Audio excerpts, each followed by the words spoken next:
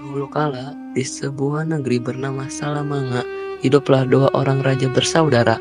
Mereka adalah Raja Ahmad dan Raja Muhammad, dua pemimpin yang bijaksana. Suatu hari, mereka berpisah. Raja Muhammad menemukan seorang anak di dalam hutan. Subhanallah, apakah gerangan bayi ini ditinggalkan di tengah hutan belantara? Hamba akan mengangkatnya menjadi putri.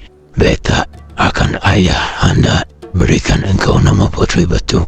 Setelah itu, Raja Ahmad mengobrol bersama orang tua. Tuanku, hamba mendengar saudara tuan telah mengangkat seorang anak perempuan.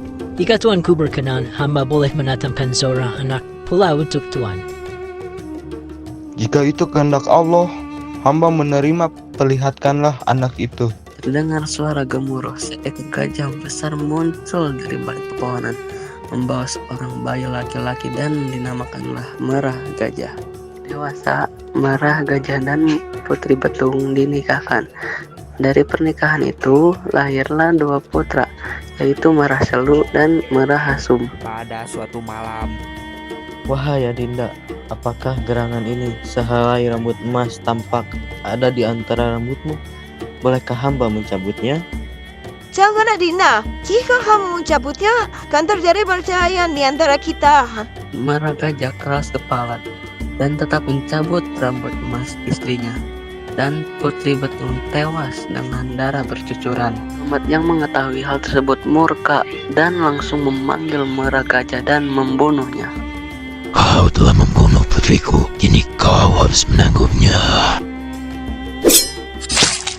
Akhirnya perang besar-besaran menghindarkan antara pasukan Raja Ahmad dan pasukan Raja Muhammad. Tiada yang selamat dalam perang. Semua pasukan dan kedua raja itu gugur dalam pertempuran. Silu dan Merah Hasum berhasil melarikan diri. Mereka memutuskan untuk meninggalkan Salamanga. Wahai abang, kemana kita akan pergi?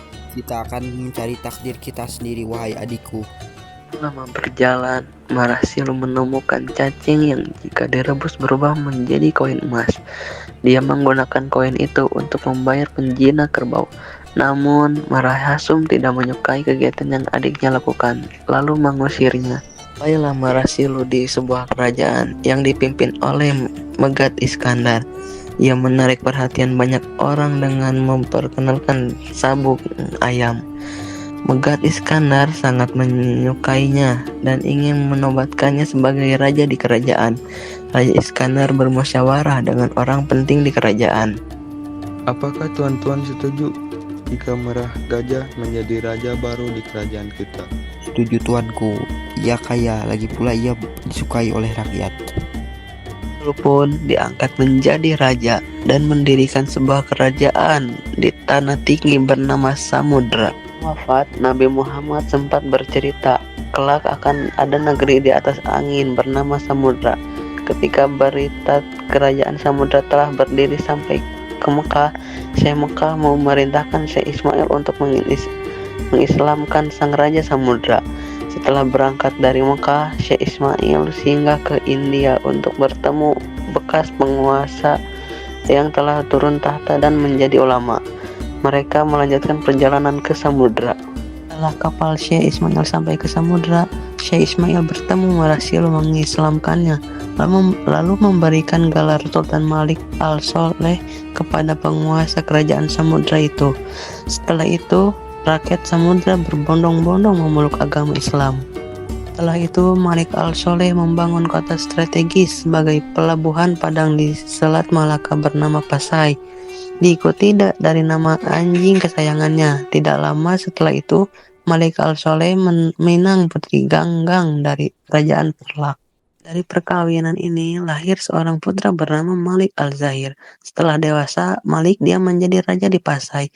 Sementara Sultan Malik Al-Soleh tetap menjadi raja di Samudra hingga mangkat.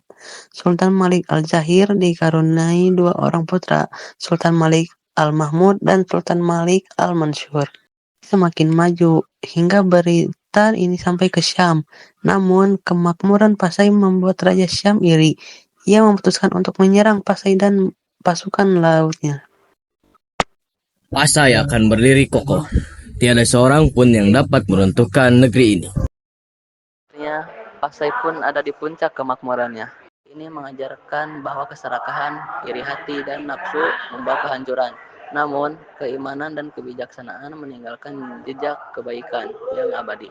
Demikianlah hikayat Raja-Raja Pasai menjadi pelajaran bagi kita semua.